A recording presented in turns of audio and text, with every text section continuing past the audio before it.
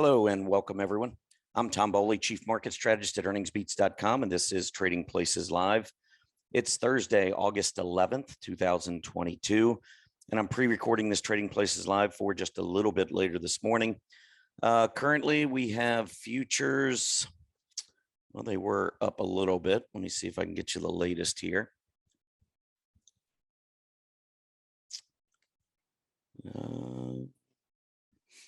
Hold on one sec.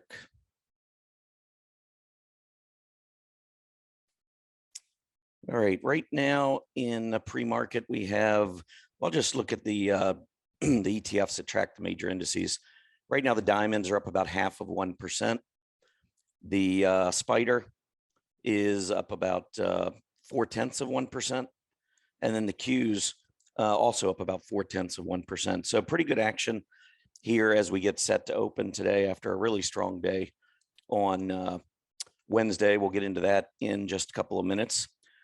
First, though, let me walk you through today's agenda. So we will start off with the daily market recap. Then we'll go into talking technically, industry groups, EB.com mailbag, earnings spotlight, and we'll wrap up the show with the 3 you must see. Before we do any of that, though, let me take you over to earningsbeats.com. For those of you who are new to the show, welcome. If you go over to earningsbeats.com, scroll down, we have a free newsletter. Love to have you join our community. All it takes is a name and email address, no credit card required. Hit that subscribe button, you'll be in. It's a 3 days a week newsletter, Mondays, Wednesdays, Fridays, normally very quick read, just a couple paragraphs in the chart, talking about things that are really important to us, mostly earnings, gaps, candlesticks, those sorts of things. And of course, you know, the normal technical things everybody looks at, moving averages, trend lines, and so forth. But it is a very educational newsletter, at least I try to make it that. And so even if it isn't exactly what you do in your trading or investing, I think you'll find some nice nuggets of information, technical information, and otherwise about the market. I think will help your trading. Anyhow, make sure you go over to earningsbeats.com, subscribe. Also, I want to point out we have a huge event coming up on Saturday, August 27th. Where does the market go from here? I like to think of this as a little mini market vision. We've had market vision events at the beginning of each of the last 3 years where I kind of give my thoughts about where I think the market's going. This will be a little bit to a lesser degree, but similar in looking forward to see what may lie down the road. I think everyone will enjoy that, at least give you a different perspective, even if you disagree with me, something to think about. But you can go right here and make sure you click on this and register and save your seat. You will have to be registered to come in to the event. But it is free, by the way. So anyone can attend. All right, so let's talk a little bit about what happened on Wednesday, the daily market recap. First of all, at 8:30 yesterday morning, the much awaited, much anticipated July CPI report came out. And as I suspected, it came in lighter than expected. It was, inflation seems to be cooling.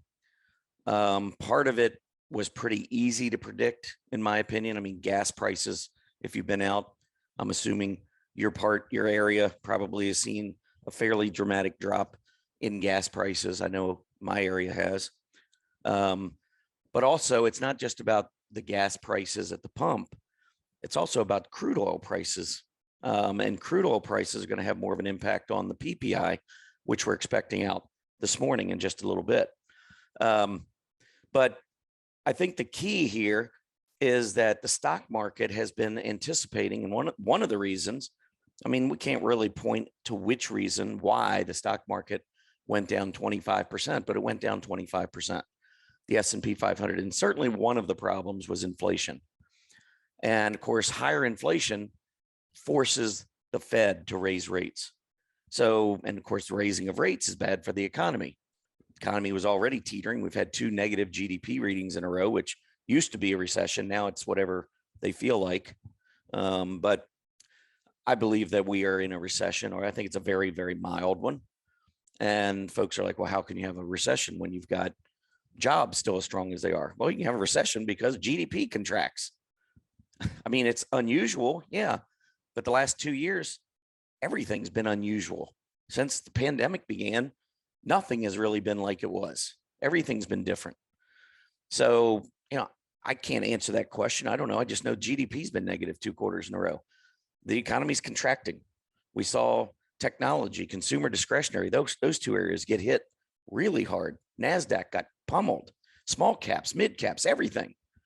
Call it what you want. Blame what you want. But in my eyes, we've been through a recession. Still in it. We'll see what happens with the GDP the next quarter. I think we'll probably see another weak GDP in Q3, but I believe Q4 is going to pick up. And I think the market is already starting to anticipate that. Anyhow, when I look at the action from yesterday, given the positive inflation news, I had talked to Earnings Beats members. I said the S&P 500 to get through 4,200 needs a catalyst. And the question was that I posed is the CPI report, PPI report, is that going to be the catalyst to get us through 4,200? Well, we've got one report in and we closed at 4,210 yesterday on the S&P 500. That is a big milestone. It just confounds me how many folks are still thinking that this is a bear market. I mean, hey, everybody has an opinion. You're entitled to one, just like I'm entitled to one. Nobody, I guess we'll know in, year's time what's going to happen. But I mean, we're not even getting 20-day tests. I talked 2 days ago. I thought maybe we had a short-term top in. It was short-term, all right. One day we went down, the next day. And then yesterday with the CPI, right back to a new high. I mean, if you go back and you study the bottoms of cyclical bear markets, and you look at the action, this has been a blueprint in the past. I had somebody wrote to me and said, Tom, you're just biased. You think the market's going to go up because you called a bottom. And I'm reading it and I'm like, well, isn't that what happens if it bottoms? What am I supposed to do? Call a downtrend? I don't know what, I didn't quite understand the question. Yeah, I think we're going higher. I think we're trending higher.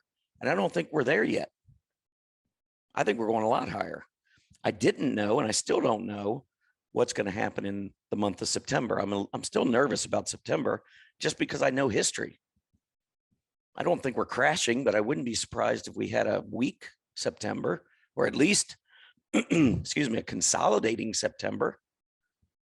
That wouldn't surprise me just based on history. But yeah, the current market conditions, I think, look pretty darn good.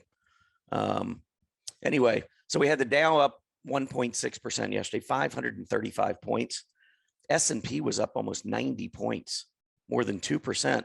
The NASDAQ was up almost 3%, which you would expect when you get a tame inflation report. These high octane, high growth companies would tend to do much better in a lower inflationary environment, because that means a more dovish Fed. And those are things that increase valuations of growth stocks. So anyway, NASDAQ up nearly 3%. Mid caps 2.5%, small caps 2.2%. Great day all around. AD lines still looking very, very strong across the board. From a sector perspective, I have to admit this one was a really big surprise to me. Materials up 2.84%, and that was our leader with a tame inflation report. Anyway, materials up, breaking out again. I will say that this 80 level right here, you can see that was the prior support, broke down below, and now we're moving back up. The configuration on materials, I mean, when you look at the S&P 500, which just broke out above the June high, I mean, here, if you go back to the June high, materials still probably another 10% needed to get back up to that June high. So on a relative basis, materials not doing well. But yesterday, that's where we had most of the strength. Right behind, though, discretionary up 2.8% as well. Communication services 2.8%, technology 2.73%, and financials 2.25%.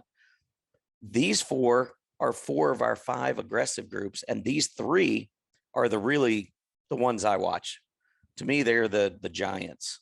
These are the ones, if the stock market's going to go higher, these are the three that are likely to lead, because historically they lead during bull market advances. So, and if you're wondering why I'm calling this a bull market advance, I think we've been in a secular bull market since 2013. So you can have cyclical bear markets in a secular bull. I think we're in a secular bull market. I think the cyclical bear ended right here. And I think this is now the resumption of the secular bull. Moving on to the 10-year Treasury yield. So this morning, it's not showing here, but this morning we have the 10-year Treasury yield down about 4 basis points to 2.74%. Yesterday, big drop early on. I'm going to pull this up on a 10-minute 5-day chart. Look at this move. That's when the CPI came out. And you can see folks were just absolutely pouring into bonds. So bonds were going up, prices were going up, yields were going down. Always that 100% inversion between the two. But the rest of the day, saw this 10-year Treasury yield rising back up near where it started today. Kind of surprising, but market's volatile. We'll see what happens. I still believe we're going to stay primarily below the 20-day. That's what I'm looking at if we go back to that daily chart.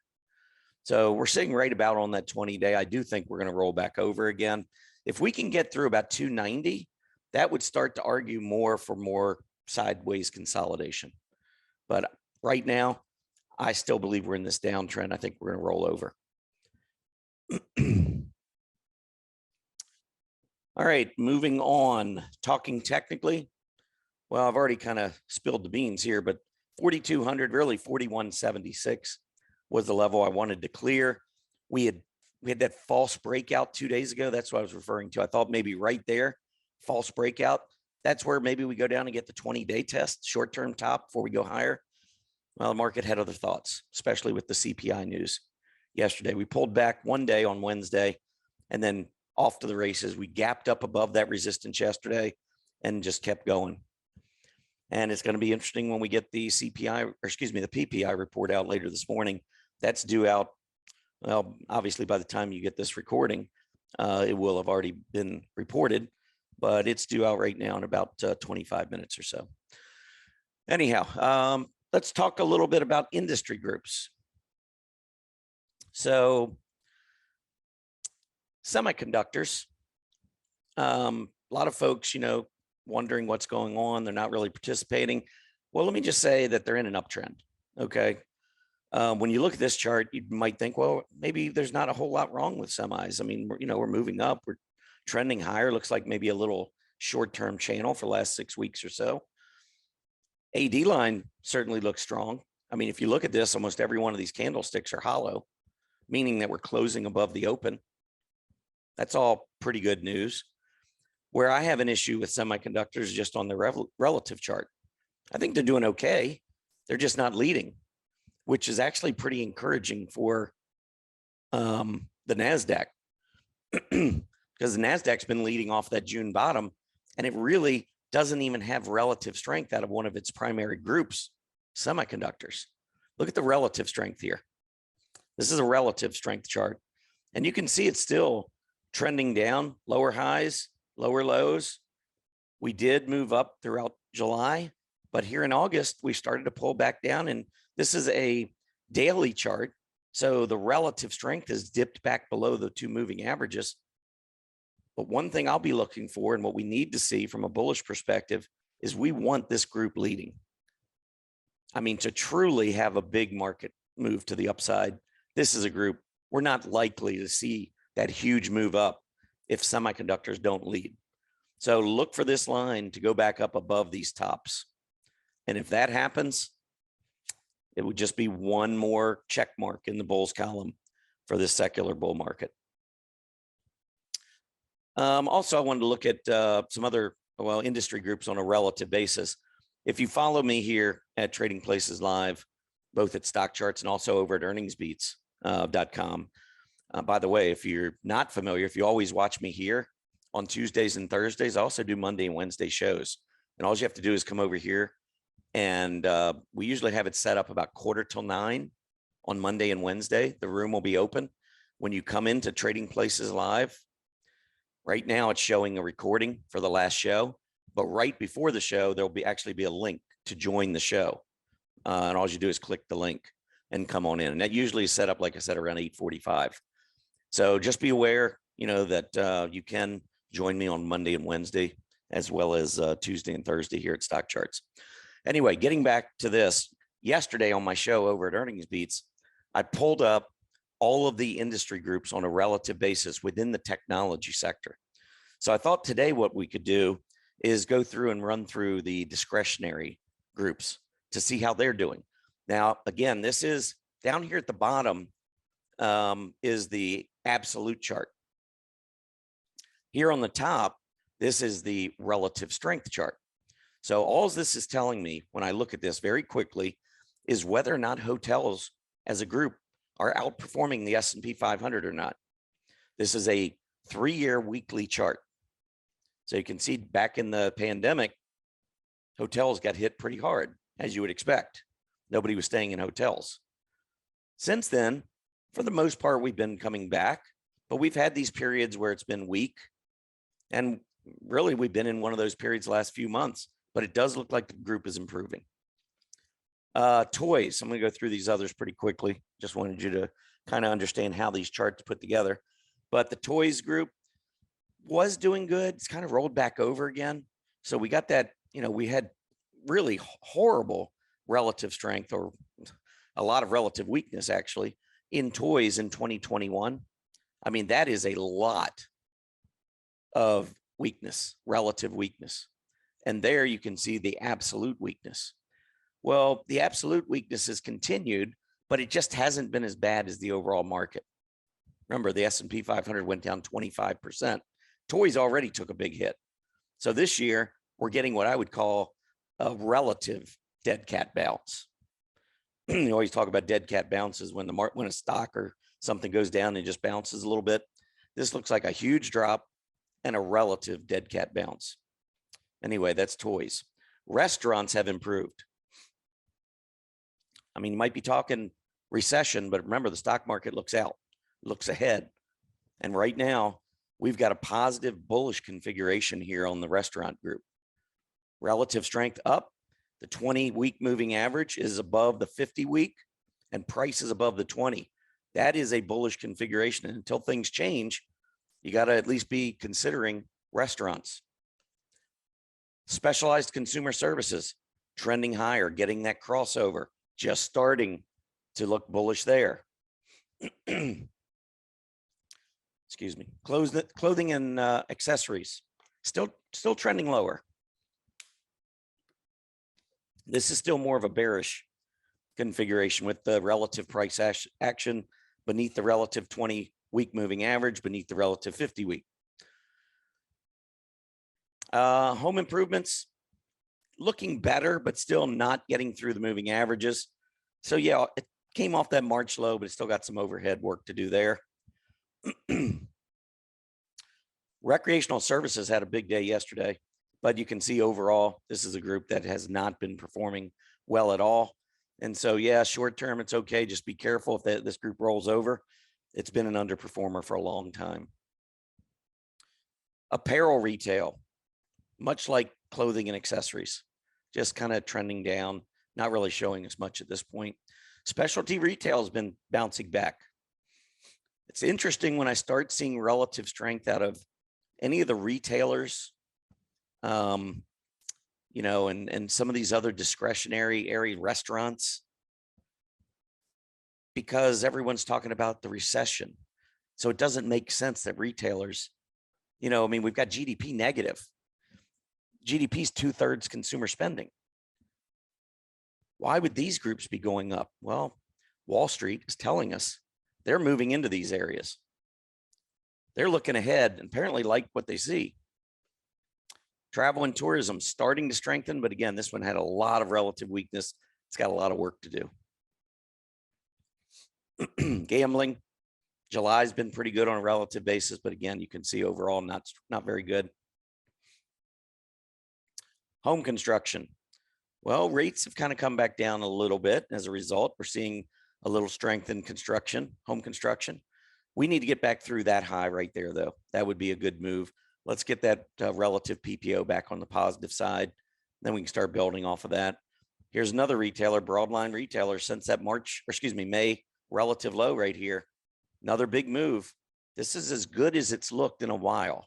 It's still got work to do. Got to get through the 50, and we got to see that strength continue in order to get the 20 above the 50. So there's still work to do on this chart, but it's looking better. Furnishings, after a brutal stretch for about almost a year, it has started to bounce a little, but this one obviously still has a lot of work to do. Footwear is starting to show strength back at the end of June, early July, but that one has rolled back over again.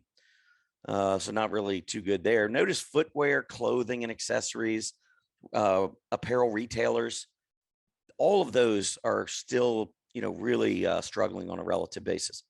Business training and employment agencies. Well, if you're thinking recession, it kind of makes sense that this group would be lagging. Although if the market begins to anticipate strength ahead, we should look for a reversal in this group. Durable household products just been horrible. Stay away. Autos, I think autos look good. We didn't really take a big hit on a relative basis. Of course, the autos went down on an absolute basis along with the market. But I mean, we're not far down from where we were at the beginning of the year. And you would think going through high inflation, higher interest rates, recession, you would think the auto companies would get hit, especially, Tesla. And Tesla is down, but it's not down like some of the growth stocks. Some of the growth stocks down 70, 80%, especially small mid caps. Tesla's held up a little bit better than that. Recreational products kind of holding its own the last few months, but still in an overall downtrend.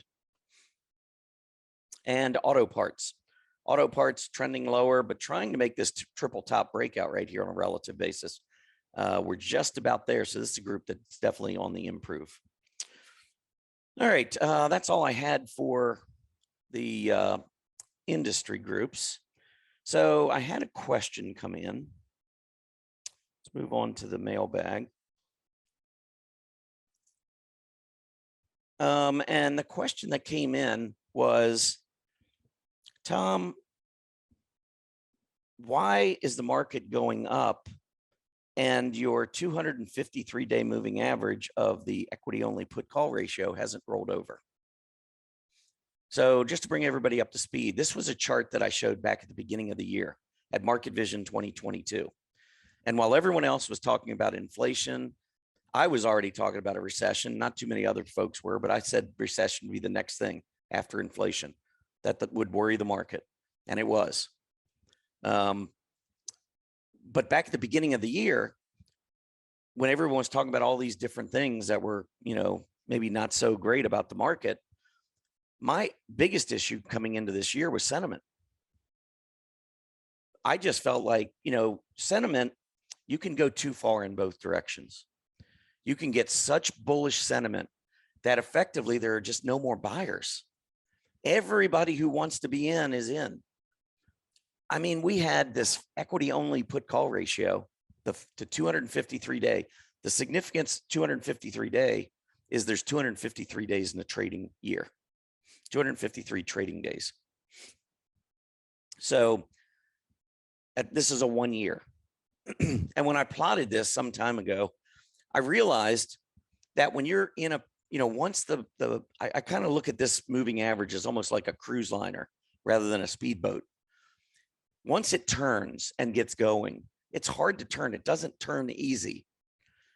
But when it's going up, that means more and more people are getting bearish. We're coming out of complacency. When it starts rising, the market struggles. When it starts coming down, the market gains. So it rises, market struggles. Comes down, market gains. Rises, market struggles. Comes down, gains. Hopefully you're seeing the picture. Now, the trade war and the pandemic, the cruise liner couldn't decide which way it wanted to go. And you can see we were like flat, up, down. I mean, market was all over the place. Well, when we went through this post-pandemic move to the upside, one of the strongest we've ever seen, look at that decline. So what I said then was we needed to reset sentiment. This is just way, way, way too complacent. Never have we seen anything like what we had. Traders were looking at the stock market like it was an ATM machine. Well, they know better now. This is what's happened. So I pointed out at the beginning of the year, this was just turning up. We needed weakness to reset sentiment. We got weakness. We are resetting sentiment. I think it's going to turn somewhere around 0.575 to 0.60, somewhere in this range. The reason why it's going up is that these readings were so low for a long time. And right now, the higher sentiment readings that we're getting are only for the last 7 months. We're still working through 5 months of last year where we had very, very low CPCE readings, equity only put call ratio readings. So this doesn't have to turn exactly. And I think because of the nature of this huge rise and it went up so much, we're still feeding off of that end of the year. I think the bottom is in, because that's basically what the question was. Do we need to see us go back down to a new bottom because this hasn't topped? And my answer is no. I don't believe that at all. Really what I wanted was to reset sentiment. I think we're getting that here.